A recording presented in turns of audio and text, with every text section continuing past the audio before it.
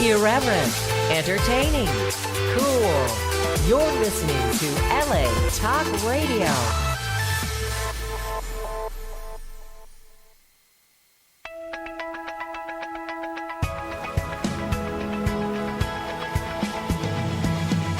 You're listening to Question Reality with Priscilla Leona, right here on LA Talk Radio. Hi, welcome to Question Reality. I'm Priscilla Leona, producer and host, and we are coming to you live from Los Angeles, California. For 9 years, we have been ranked the #1 career entertainment advice internet radio show worldwide. Now, this show is for you if you are questioning your career reality by dreaming about, or if you are currently pursuing a career in the entertainment industry. Now, the guest on our show will help you by providing tips, advice, and resource information on how and what it takes to successfully pursue a career in a wide variety of show business jobs in front of and also behind the camera. And we also do theatrical stage. Now, the guests on this show include Emmy winners, Grammy winners, Tony Award winners, reality TV stars, producers, directors, casting directors, talent managers, screenwriters, actors, singers, songwriters, script supervisors, stunt people, and we throw in a damn entertainment attorney around Christmas just because. And all of our guests have been selected because they're at different stages of their careers, and that means that we will definitely have someone on this show who will be able to answer all of your show business career questions. Now, if you missed any of our shows or you need information about a specific entertainment career, you have to go to our archive page. That is on latalkradio.com on the website, and you just search for our show, which is called Question Reality. Or you can search by my name, Priscilla Leona, and listen or download any of the shows 24 hours a day. I am here for you. All of the Question Reality shows are also available for free on iTunes. We're on Google Play and Stitcher.com under the podcast section. And please make sure to get our newly designed free mobile app on the homepage of the LA Talk Radio website, and that's located on the right-hand side bottom, towards the bottom right-hand side. And finally, if you want to be a guest or refer someone to be on the show to promote yourself, your products, help your listeners, if you can't pay your rent, you need extra money for a shoe, please come on, promote your product, get some money, supplement your income. And if you just want to help listeners with your sage career advice, we are currently booking for 2018.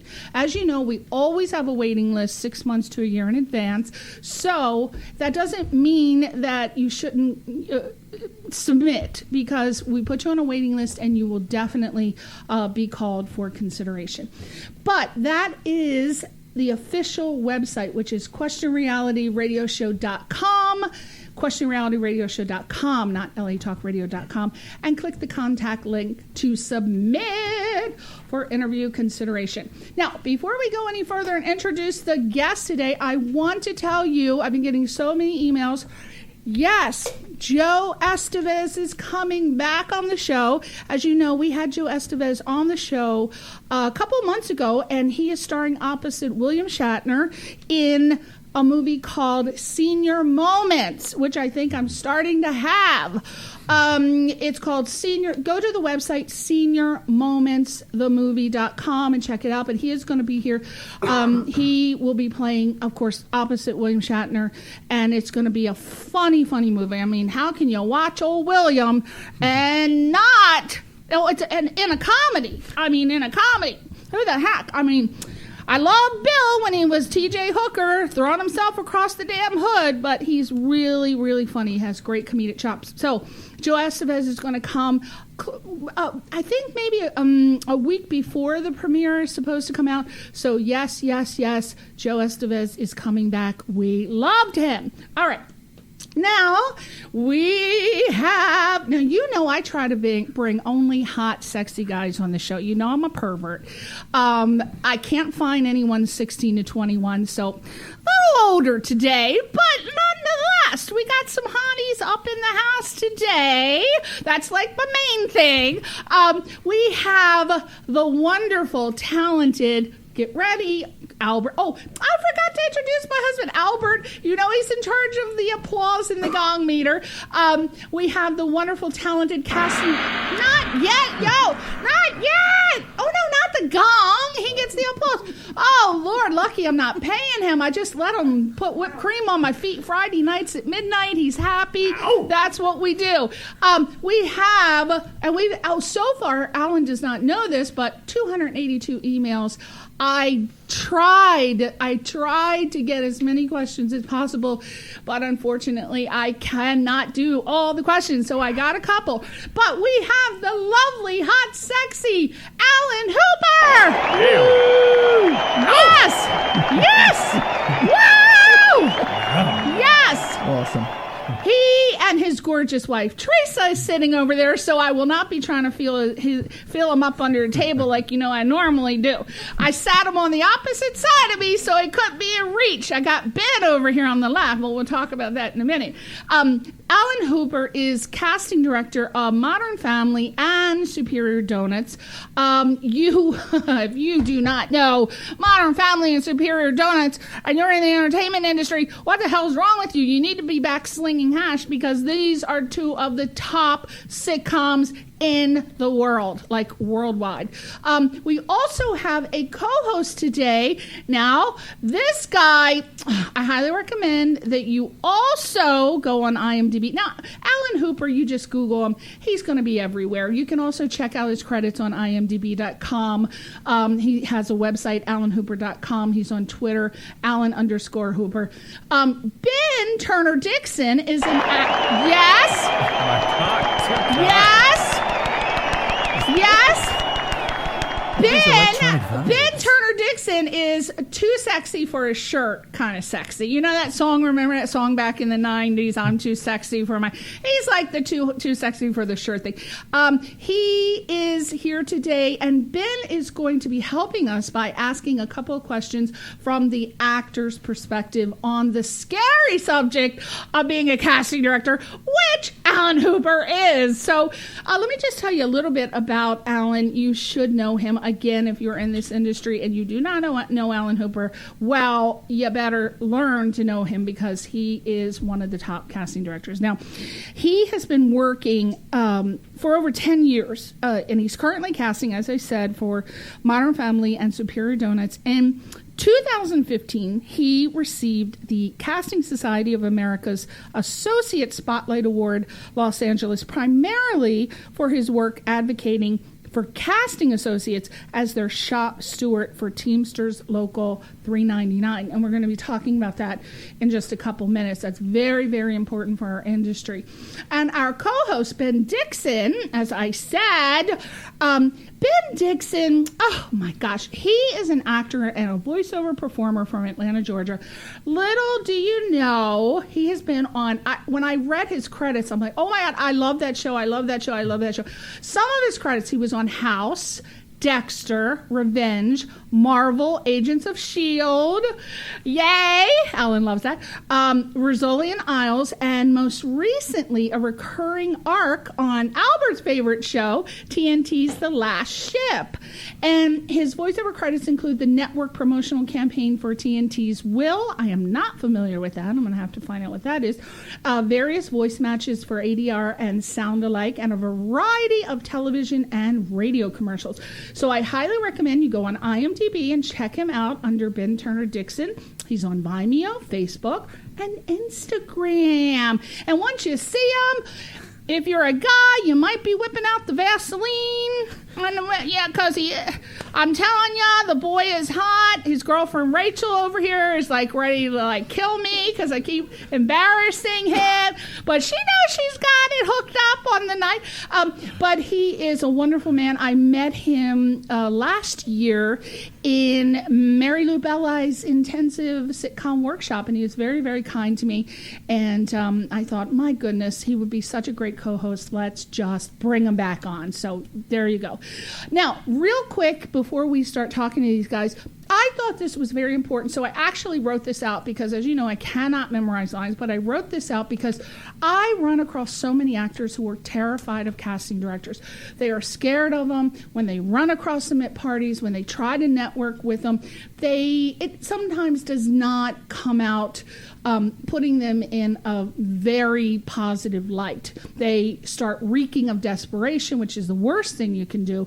But I just wanted to write this for you and tell you that casting directors are advocates and they're champions, and they're here to host your experience and shepherd you in, not hold you back. So please, please, please do not be terrified of Alan Hooper.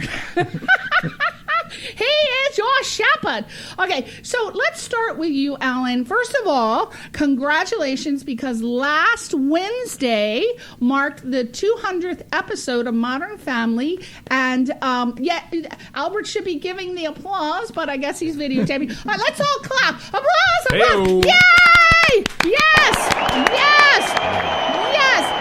And it aired, and then you all started on the back order of Superior Doughnuts, giving all of you a full season this year. So congratulations. What did that mean for you? Because Modern Families, I understand from your wife, Teresa, because I didn't know the exact how long it's been on, but she said that's been on for like 8 or 9 years. I believe. Correct. 9 years. I mean, it's gone so fast. I didn't know it had been on that long. Yeah, it does seem to have just flown by because we have so much fun on it. But I've been on it since the pilot, working for, and I should clarify, the casting director for Modern Family and Superior Doughnuts is Jeff Greenberg. He won an Emmy for Modern Family. So I'm technically the casting associate. I see. On both shows. I apologize for that. Well, no, I don't mind the promotion. But no, and I have a great time working with him. Yeah. We've both been working on the show since the pilot.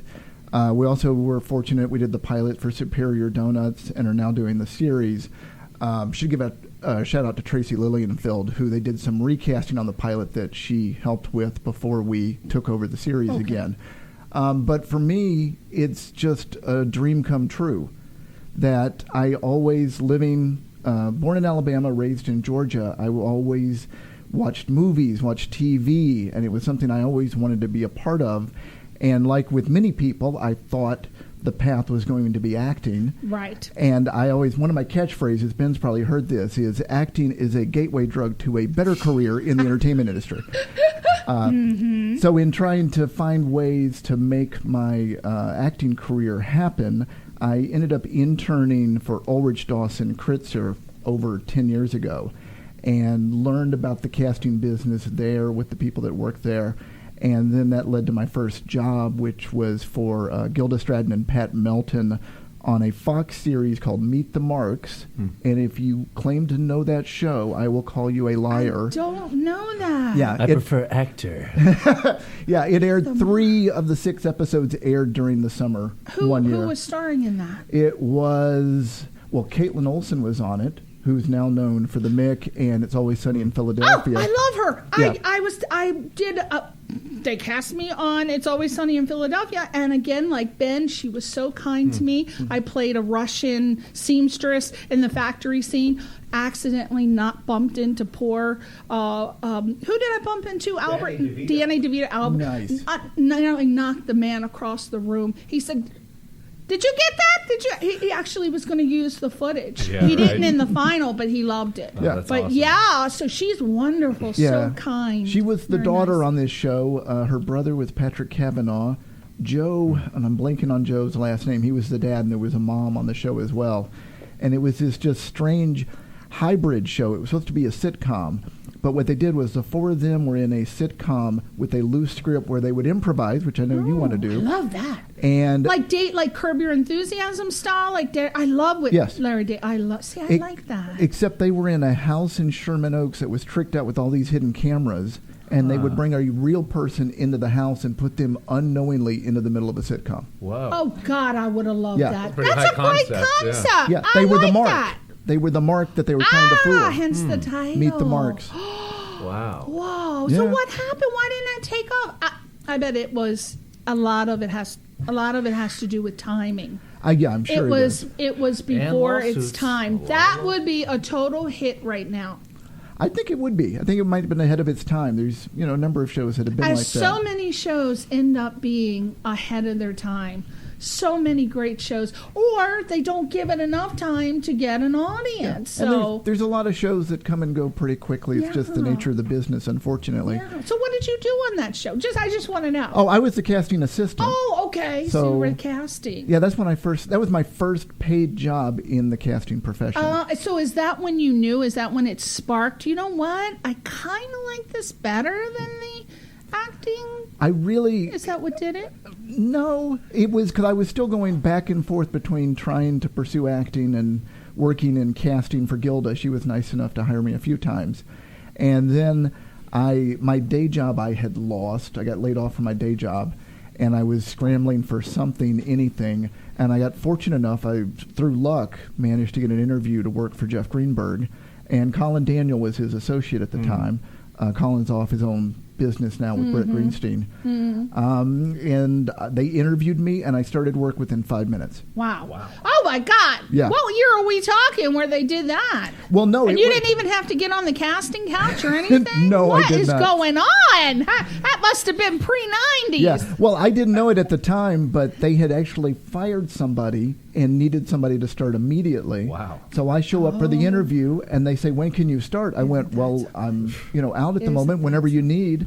Yeah. And they went, "Well, let's get your car off the street into the parking structure, and we'll get you started right now." Do you see that? Wow. There's so many people say there's no such thing as luck. I mean, that was luck. I mean, obviously, they hadn't been able to see your skills and talents. All they had was you were there, and somebody, look, absolutely.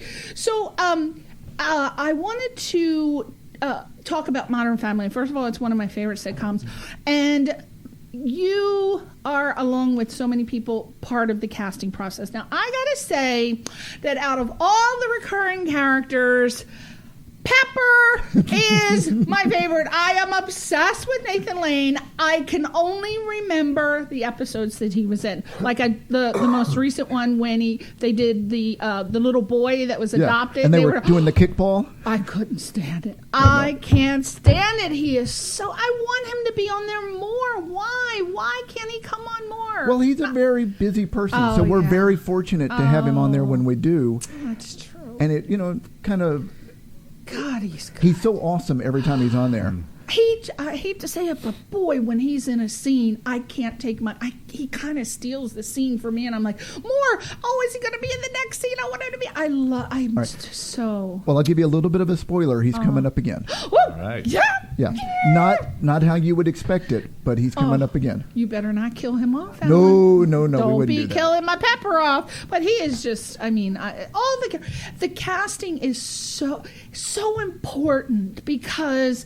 The chemistry, how do you do that actually? Because there are so many shows that come on, and I'm not going to name anything in particular, but God, I wish I could. But it's like there's either chemistry or there's not. And you just know it from the very first episode. And I don't know about a lot of people, but I have always had the ability to know. And Albert, we've been married 22 years, and he will tell you, I have some sort of gift. I watch the first episode and I say, that will never make 3 episodes, or that show will never last. And I've only been wrong about one show. Wow. And which show was that? Just Legal. No. Yeah. No, it was Bones. And that was only because her voice was so monotone. But now, in the end, it fits so perfectly with the character. But I've only been wrong about that.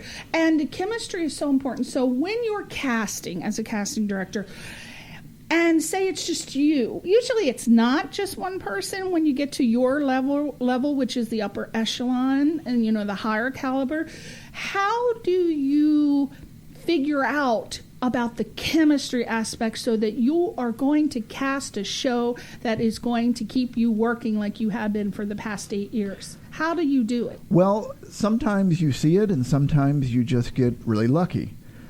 Because with Ed O'Neill and Sofia Vergara, they were both offered their roles, so you didn't know that they were going to make that relationship work as brilliantly as they did.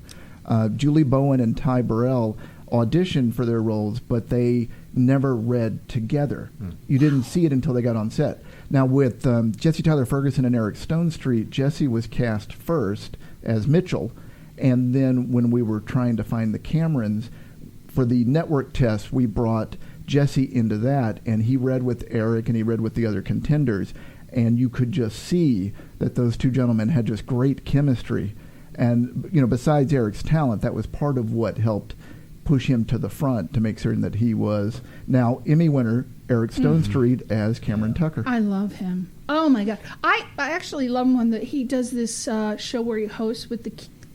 Oh, the Toy Box. The Toy Box. Yeah. Oh my God, he's so good on that too. He's good in everything. I guess that's why he is where he is. But casting is so important. So I always wondered how, when you have, that's a huge cast for a sitcom. I mean, they don't really do too many sitcoms anymore where they have, 8, 9 people? There's now 12 regulars on the show. 12, including the new baby, which I guess they might be growing the baby up. Yeah, Jeremy Maguire is the newest cast member, and he got his series regular break when he was 4 years old. Wow. He actually, technically, he was 3 years and 364 days when he started work. Wow. Yeah. Oh, my God. Yeah. Oh, it's amazing. Now, the last time, I want to touch on this briefly because I got so many emails after you were on last time. When you came on the last time, you were here as part of a collective that you were here. I don't know if you were here in the shop steward capacity, but I think that you did partake in what you were doing as far as being able to help the casting director workshops. Now, hopefully, if you're in the entertainment industry, you do know what's been happening with casting director workshops.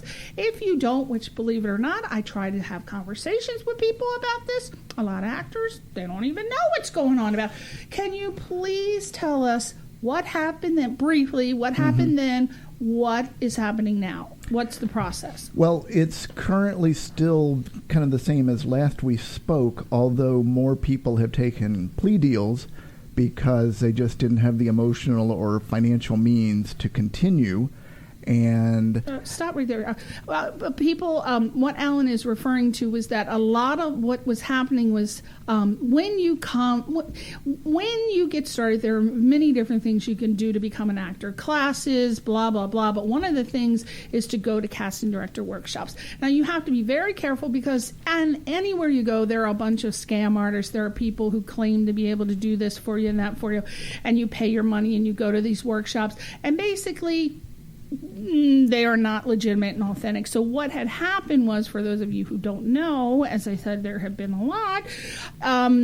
Whoever started this, and Alan can tell you, whoever started this crackdown on these casting director workshops, and they were arresting legitimate casting directors for saying that they were, and then take it from there. Yes. What they were saying was these casting director workshops where casting professionals go in and teach a one-night refresher course for actors, or maybe they'll do like a 3-week course or something longer, but they're typically one-night events to give the actors a chance to be in a different environment in front of somebody different, hear their thoughts on their craft, and get some feedback that hopefully will be of value to them. Unfortunately, the city of Los Angeles, the city attorney's office, decided that what the casting professionals were doing and the people that ran these companies was selling auditions. Right. And I don't believe that's the case. And I will tell you right now, if anybody was selling an audition, I would be there in line saying, throw them in jail. They should be run out of town. That's just not right. But that's not what these professionals were doing. And back in February, city had a press conference, and our city attorney, Mike Fuhrer, who I am absolutely no fan of, had a press conference where they... Unfortunate last name, yes, by the way. Where they announced the defendants and who were charged, and in announcing who was charged, they had not actually served any of these individuals. They all found out that they were charged by this PR stunt by Mike Fuhrer, who, this is what's so ironic to me, he put out a flyer to try and help actors know how a workshop is legitimate. And one of the things it says on there is, the casting professional will not take your headshot or resume. And in the bottom left of this flyer is Mike Fuhrer's headshot. Isn't that funny? Yeah. So they brought the charges. People were trying to fight it. Slowly but surely, people ran out of money because there's been delay after delay after delay. Right. And they just realized it was going to be easier to do a no contest plea deal than to spend the money, and it's emotionally draining to so many people.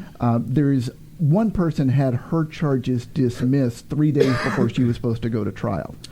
And to me, that says the city knew they didn't have a case, but they do have another defendant that on the 22nd of January, she has another trial date where I expect there will be more delays, because that's the city's strategy, is delay, delay, delay until you break people. Yeah. And you had started, you along with the other people that were here, and I'm sure many others, were starting a sort of like an advocacy program to kind of help pay their legal fees and to offer various things that you could do to help. What has happened since then? Any progress?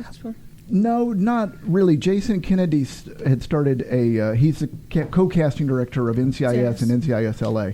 And he, just as a concerned citizen and a colleague of everybody, created a generosity campaign to raise money for the defendants. And he raised over $30,000, but it was being divided amongst 18 people. So it helps, and it helped these people know they were supported, but it just doesn't pay the bills. Yeah. There was a letter of support that he helped rally the troops, and there was an open letter signed by over 100 casting professionals saying we supported the defendants and we thought what the city was doing to them was wrong. And, that helped them emotionally, but it really didn't sway the city. They've got their sights to get this done. What can we do? Is there a website that we can go to? Well, because I told so many people about it, and so many people listened to that show, but when they went to Google and tried to find a website or find out more, there was not a designated website. Is there anything that we can tell the people to do to help, even if it is to help with the campaign financially? The two suggestions I would have, if they are SAG members, they should contact Duncan Crabtree Ireland. He's general counsel for SAG. Okay. And he stood at the press conference where the charges were announced. And those that are pro-workshop need to call his office and explain to him that SAG needs to do a better job of publicly supporting casting professionals and the actors that wish to learn from them. And then the other is call Mike Fuhrer's office. And not only ask him why he's coming after us when there's really no evidence there. The main thing they really need to do, Deadline.com on December 15th published an expose on a company that was scamming parents and children out of thousands of dollars. They had an endorsement letter from Eric Garcetti, our mayor of Los Angeles. They also had an endorsement letter from 7-8 city council members. Dianne Feinstein had written this company a letter. And Deadline wrote an article showing what was really going on and how everybody had been duped. And the woman, the mom that has helped spearhead this article, she's been trying to get Mike Fuhrer's office to take her case and bring charges against these people, and he will not return her calls. And isn't that something? If I could weigh in on this also, I mean, first off, a couple of the credits that you just listed from back in the day, both House and Dexter, were as a result of casting workshops from some exposure and some introductions that I've made during those workshops that I was very grateful for, and it just speaks to me that as far as the politics go, it's coming after an easy mark in terms of these casting associates and casting professionals who are doing this work. And of course, there isn't going to be there very well could be and are some bad actors among them, but by and large, it just speaks to me that the politics, they're just looking for an easy win and looking to show that they're doing something. And now I had gone to a lot of casting director workshops, and you know how when you go on your breaks. Now what I had, and Alan was here last time, I don't know if he remembers that. He seems like he has a very good memory, so he probably will remember this. I was running across a lot of people who were complaining because they couldn't afford, first of all, to pay the fee to come to the workshop workshop to get in front of a casting director of, again, Alan Hooper's caliber, or like Caroline Leem or someone like that. And they were very upset because they would pay their money, they would get up in front of the casting director, and then the casting director would say, okay, great, thanks, and then next. So some actors who don't understand the process, that's just how it is. You got up there, you read your line, there's a whole room full of people. They got to move on. They can't sit there and teach you how to act. And I think that was probably what a lot of actors were. They were disgruntled. And that's what I was finding. I would say in that instance, they actually have a legitimate complaint, because they did pay their money. They were hoping for some value for their money. They should have gotten at least some educational or training value. They got a little bit of training value there, but it doesn't sound like much. Right. And so, but then that's what the Q&As are for, which every casting director usually does after. So ask your questions. Correct. So yes, there is, and there's some that are done well and some that are done not so well. There are some people that are good teachers, some people that are bad teachers. Right. But I don't think the solution is for the city to come in and file charges. No. I think the solution is for, like Asia Ray Coleman was here last time. She's got Acting Resource Guru, and there's other places where actors can find out who are the good teachers, what are the good workshop locations, and the ones that aren't good, don't go spend your money there, and eventually they will no longer be in business. Right. And the way you do that is Google. You got to Google. You got to ask your fellow actors, hey, where do you go? Ask questions. I find it amazing. Among so many things, I run across actors, and half of them are out here to become actors, and yet they can't tell you 10 shows that are on TV. And I say, oh, well, do you watch this? Trying to Bond. Oh, well, do you watch this show? That, you know what they say to me? Oh, I don't have time. I don't have time to watch the shows. So that's the same person who can't Google where to find a good casting director workshop. Yeah. Well, and the other thing I would say is they're saying they don't have the money to go train, to be educated in these forums. Well, it's a lot cheaper than spending $50,000 going to Juilliard. And how many people, don't get me wrong, Juilliard is an awesome place and gives a great, basis in acting for the people that graduate from there. But they can only train so many people, and it costs that much. That's right. And so, life, unfortunately, is not fair at times, especially when it comes to finances. No. Now, Ben, you had some really wonderful questions. I really loved your questions. I'd like to address the questions. I don't know if you can remember them. You are an actor and have a great memory, but I put them right in front of you because I loved every single one of these questions. Well, now they're official. So now, Alan, Ben is going to ask you from the actor's perspective. All righty. They're really good questions. Here goes nothing. All right, Alan. Do I need to phrase my answer in the form of a question? Yeah, I would say, well, Ben Is that Turner. your answer? Because excellent work. I'd like to take home some rice-a-rooney. All right, jumping right in here. Okay. Gloves are off, Alan. Question number one. And this is kind of an amorphous phrase, but so often actors are told to, in an audition setting, take control of the room. Whatever in the hell that means. I know, they tell me, and I can't remember damn lines. I'm like, well, you want me to just come up with my own lines? So that's why I loved your questions. Alan, what's happening here? So to that point, or to that idea, what is the most impressive instant that you've seen or experienced of an actor successfully taking control of the room? And what is the worst backfire? You have 2 minutes. Okay. I have 2 minutes. Great. Okay. So the first one was actually done by a 14-year-old actor who he came in. He actually did not get the role, but he came in he was one of 3 that we brought in for the producers on Superior Doughnuts to see in person. And he did the first scene, he did the second scene, he got to the third scene, and before the third scene, he said, hey, do you guys mind if I add a bit of dialogue in this moment? Whoa. I know, because normally actors don't ask permission, they just do it, insult the writers who are sitting there as the producers and don't get the job. Yeah. But Thank you, we'll call. Yeah, but he asked permission, And then his dialogue that he came up with was so good that I'm thinking we need to hire this 14-year-old to be a writer. Yeah, right. I mean, it was just a genius moment where it wasn't just funny in the moment. It made a callback to something in the first scene, and it just showed how talented he was and how he really knew everything. And he was polite and asked permission to change their script. Wow. Actors love to change dialogue, and that's going to lead me to the worst one that comes to mind when you ask that question. We were working on a pilot, series regular role. Gentleman came in. His first speech, he had 3 lines. He made 5 changes. Oh. And Jeff Greenberg, the casting director I work with, he politely said to the gentleman, he goes, "Oh, I'm sorry, could you back up, please? We need to hear the script as written." He got angry, the actor. Oh. He didn't say anything, but his eyes bulged slightly. He had a little cartoon steam coming out of his ears.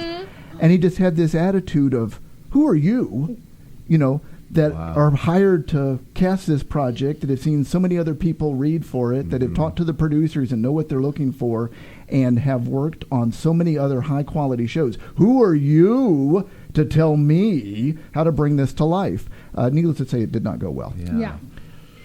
Oh, boy. Yeah. He must have really not have wanted that job. No, but he did get some feedback to his agent. Yeah, right. I'm sure. Because the agent had put himself out there and had pitched this guy and asked us to see him. We had a good relationship with the agent, and it didn't diminish our relationship with the agent, but we were wondering if this gentleman was diminishing the agent's relationship with others. Offices, So we wanted to give our friend, a heads up as to what this person was unfortunately doing in the real world. Right. Wow. Yeah. Right. Just crazy. Next question, Ben. All righty. So, and this kind of callbacks to the... I still wanted to know which Ben's question was when they say take control of the room, because... What do they mean? Do you mean like walk in the space, like because you're usually you sit there, or you have to stay in the purview of the camera? So what are you talking about? Well, I think for me, the answer to the question is, it's your moment. Oh. This is your job opportunity, and you don't want to waste it you don't want to take too much control. But at the same time, if I come out and I say, "Hey, are you ready? You're next," and you're not, you need to say, "Hey, do you mind if I have another minute?" And if I say, "Well, we're in a hurry, we need you to be ready now," well, then you just got to roll with it. But that's what I mean by take charge. If you're not ready, tell us you're not ready. If you need another moment, take another moment. If you're in the room and we politely say, "Would you like another few minutes to look at this?" the answer 100% of the time is yes. Okay. And 99% of the time the actor goes, no, I've got it. I'll do it. Let me try it again, because they think in us giving them more time, we're going to judge them, give them a demerit. We're not. We're giving them the time because we want them to do well. Right. And they just need to hear that. Now, we did have one actress come in. This is when I first started working for Jeff. She came in. She sat down in the floor in the middle of a producer session, put her script on the table, and started going through it line by line, asking the producers for some script analysis. Wow. So that was taking control in a bad way. That was so cray-cray. Correct. That was cray-cray. So it's a fine balance between making it your moment, but at the same time respecting that everybody else has responsibilities and time constraints, and you don't have all day. Got it. Okay, Ben, what's your next question? Right on. So moving on to number 2, and this is kind of could be a callback to the first topic, but in looking for fresh talent, what resources do you usually rely on most heavily, be it agents, managers, local theater, et cetera? Well, I hate to answer it this way, but people thinking casting directors are required to look for fresh talent, that's an urban myth. That's a myth. It's not. We do find fresh talent, but our actual job is to find quality, qualified people for each role. And sometimes when you run out of people with experience, you move on to people that are fresh. This is the analogy I give. When you go into McDonald's and you have a problem and the manager comes up, are you hoping it's a 16-year-old who's experiencing his first job and they found somebody fresh to be the manager of McDonald's? Or are you hoping it's somebody that had worked in the store for a while or maybe even went to business school to help you with your problem? Because I'll say every SAG member that is known is hoping you're not looking for fresh talent. They want you to look for tried and true because they're trying to make a career at it. So, I would say there's 2 series regulars on Modern Family that were fresh talent, and that was 2 4-year-olds that we hired. 3 years and 364 days. Yes, exactly. But Aubrey Anderson Emmons and Jeremy Maguire, Aubrey was definitely one of her first things, if not her first thing, was booking a series regular role on Modern Family. Mm-hmm. Jeremy had done some commercials and some other stuff, so he was sort of known, just not known to us. Yeah. Mm. But if we're looking for fresh talent or we need to find some new faces, the number one place still is Breakdown Services. Uh-huh. And with the changes at 20th Century Fox, now a close second is LA Casting. Mm-hmm. Really? Over Actors Access? Or? Yes. Really? Now, how do you feel about personally, we were talking about this briefly. I think Teresa and I, your wife and I, were talking about this briefly about, you got to take so much time to go to the audition, and then, there's gas money and this, and the actor is barely scraping by as it is. Now, of course, a couple years ago, they came up with something, is it called eCast or EconoCast that Actors Access has? Yeah, Actors Access and Breakdown Services offer a service called EcoCast. Right, so you get your sides from Showfax, and then you can do the audition, and then you submit it. Mm-hmm. How many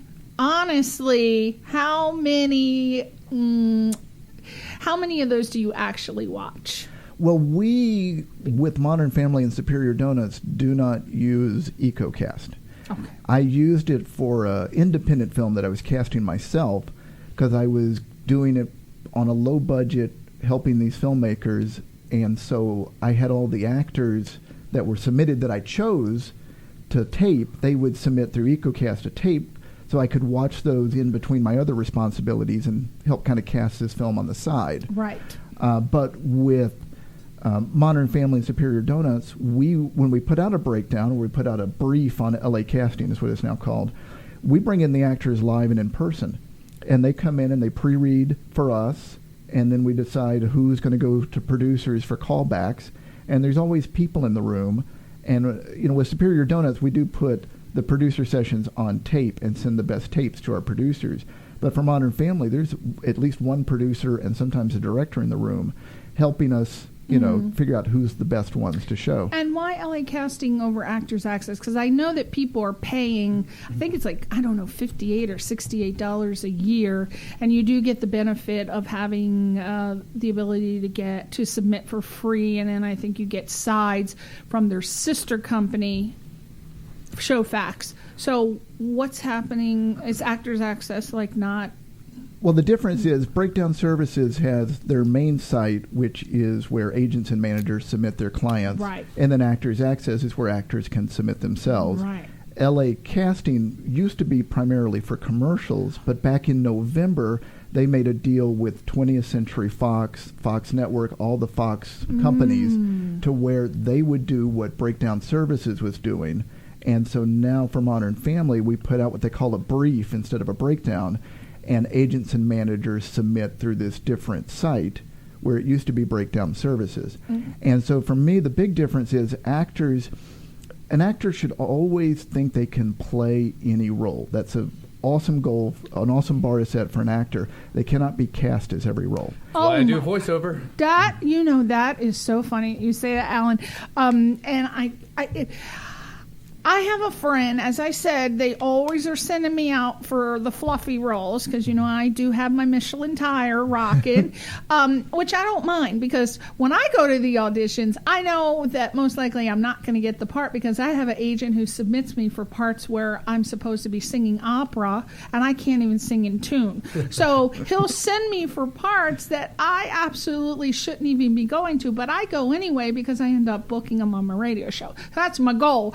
But the question is that I have always believed that you should submit your client or submit people for any role because if you're a good actor, they could come. There have been cases where they have rewritten the role. Am I right? I mean, there are a few of those. I've heard stories. But let me give you an example of what I mean by actors not submitting themselves properly. We would put out a breakdown when we need twins. Yeah. There's not that many twins that are actors, so we'll put it out to the agents and managers, and then we would put it out on Actors Access. And 90% of the people that submitted did not have a twin. Wow. Okay? I know. So that's what I mean. They all think they're Tatiana Maslany. Oh, I love her. And for a co-star role, you need actual twins because you're not going to spend the money to CGI it all together. But that's what I mean. So if we put out a breakdown that just says, early 30s attractive, imagine how far afield they can get. Oh, my gosh. People in their 40s think they're early 30s. Or people who, I always say this flippantly, whose mama said they were attractive, but they're not. Yeah.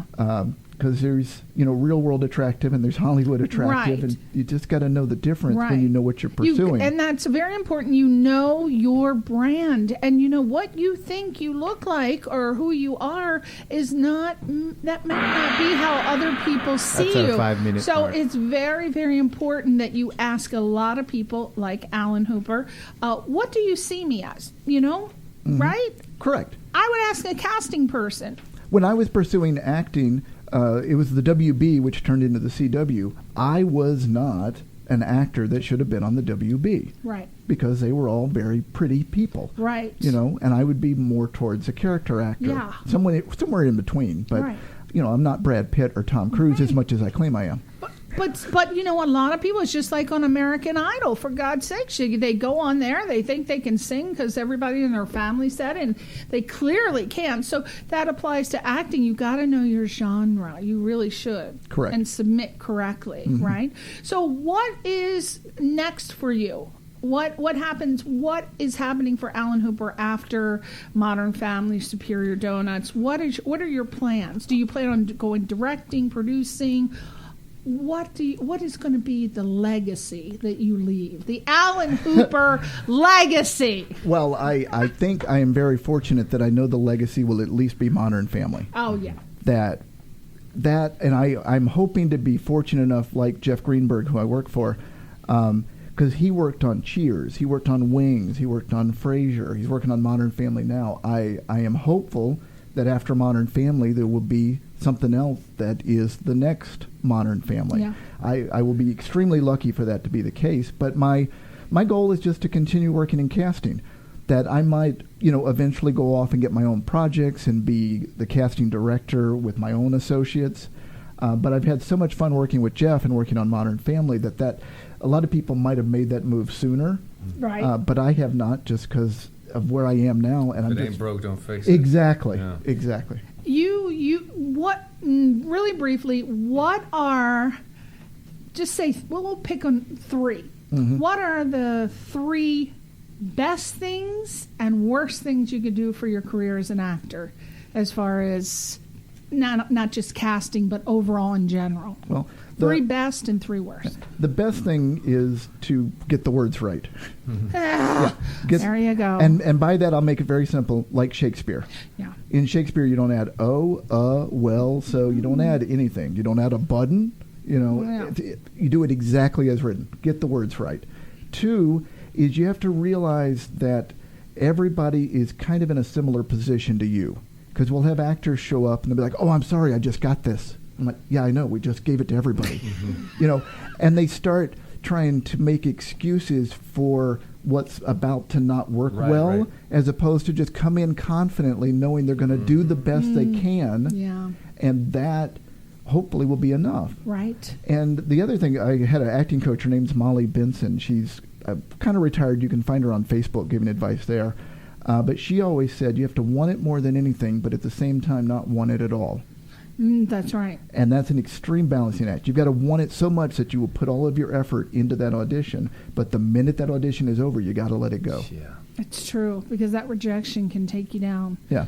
For me, the best litmus test of a good audition is if I can walk out of there and never think about it again, and just know that I gave a performance that won't haunt me, where I know that it represents the preparation, represents my creative voice, and it hits the marks that I prepared. Done and done. Last one. A lot of people think that being a casting director is a glamorous and highly coveted job.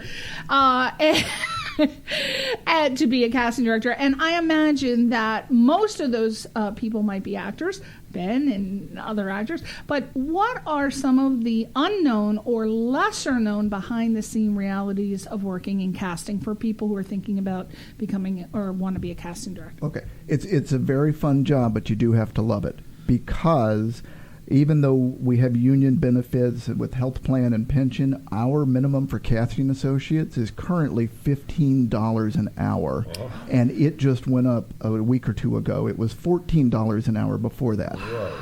Yeah. So everybody out there that thinks casting associates are making a killing financially, they are incorrect. Wow. They're making $15 an hour, which for a 60-hour week, so keep in mind, we're now having to work 12 hours a day to then make $1,050 per week. Wow. And not work every week out of the year. Good thing LA's so cheap. Yeah. Now, I have to say, Modern Family and Superior Doughnuts do a little better for me, but I've got 10 years of experience. Right. You know, so, but the average associate, $15 That's the same an hour. as a McDonald's worker now. I think pretty close. That's the minimum wage, I think. It's going in 2020 in Los Angeles and California, minimum wage will be $15 an hour. But yeah, we're not far ahead of them.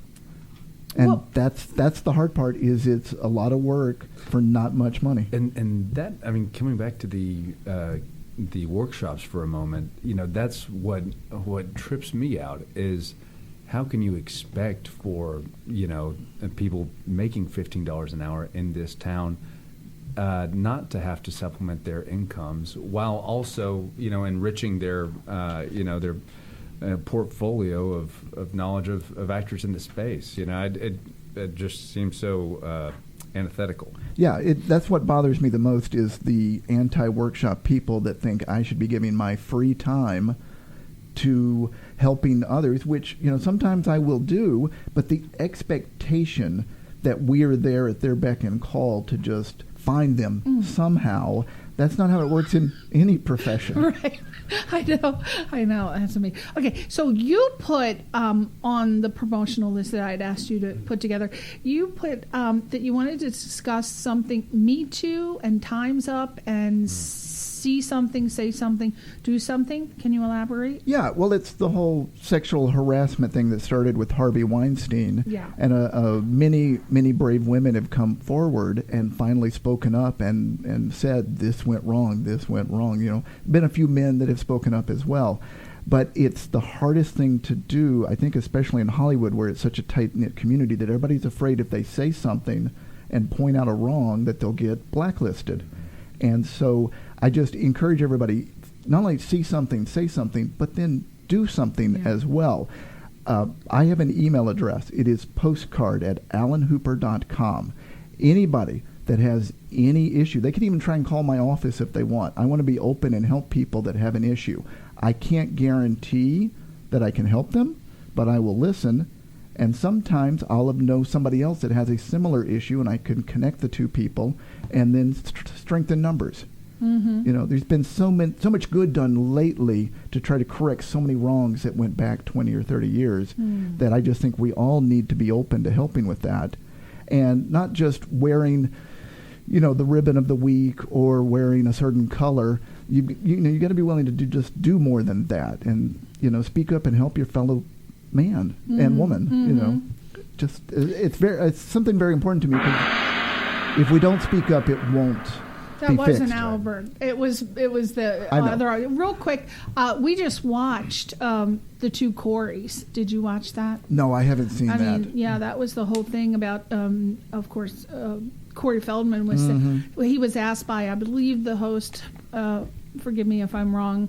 I think it was Sean Robinson, but she asked him, "What do you feel was the biggest problem in Hollywood, and is still the biggest problem in Hollywood today?" And out of all the things that Corey Feldman could have said, he said pedophilia. Is that, I never in a million years would have even thought that was the problem in Hollywood. Well, there's a lot of people with dreams, and those dreams, then there's evil people that take those dreams and use them to make a power play or just get what they need, and it's just abhorrently wrong. But and luckily it's come to light so much recently, and hopefully some good will come with it, and we can continue as opposed to just have a moment and then revert back to business as usual. Yeah. Mm-hmm. So I appreciate you bringing that out. But my feeling is on it, you should feel that you are worth more than having to let someone touch you to get somewhere in this business. Any business, that's not just entertainment, but in general. Amen. So please, my God, you got to have more pride in yourself and tell people don't be afraid. And you know what? If you're going to get blacklisted for that, well, then you don't belong in that business. There's many other professions, I imagine. And they'll lie. They don't have the power to blacklist anybody. Yeah. But it's that perception. Everybody thinks that power exists. It really doesn't. No, I can't imagine. Oh, Ben, any last words about the Me Too stuff?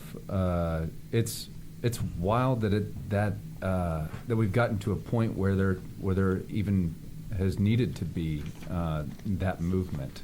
But for my time in this industry, I'm so proud to have met and worked with some of the most talented people on the planet, and this community does have so many great people in it. And unfortunately, I don't think it's yes, it is getting a lot of attention right now in the entertainment industry, but it's not an entertainment industry problem per se. It's a human behavior problem. Oh, yeah. It's been around since the beginning of time. And I'm excited to see the entertainment industry at the forefront of giving that behavioral problem voice. Yeah. But it's not just about Now, unfortunately for me, I'm at the stage in my life where I wish somebody tried to molest me. I mean, nobody's even lining up.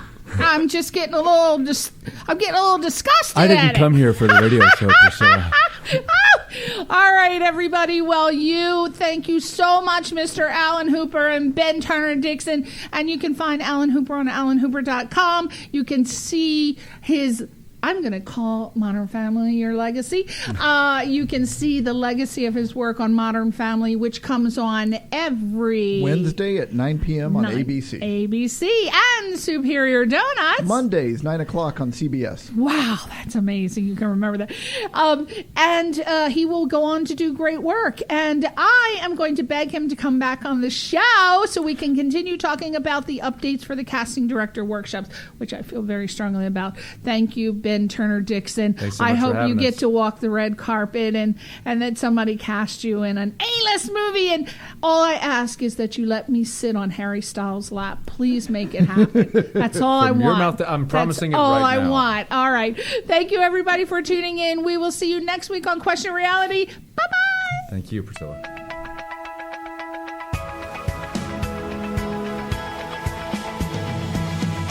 You're listening to Question Reality with Priscilla Leona, right here on LA Talk Radio.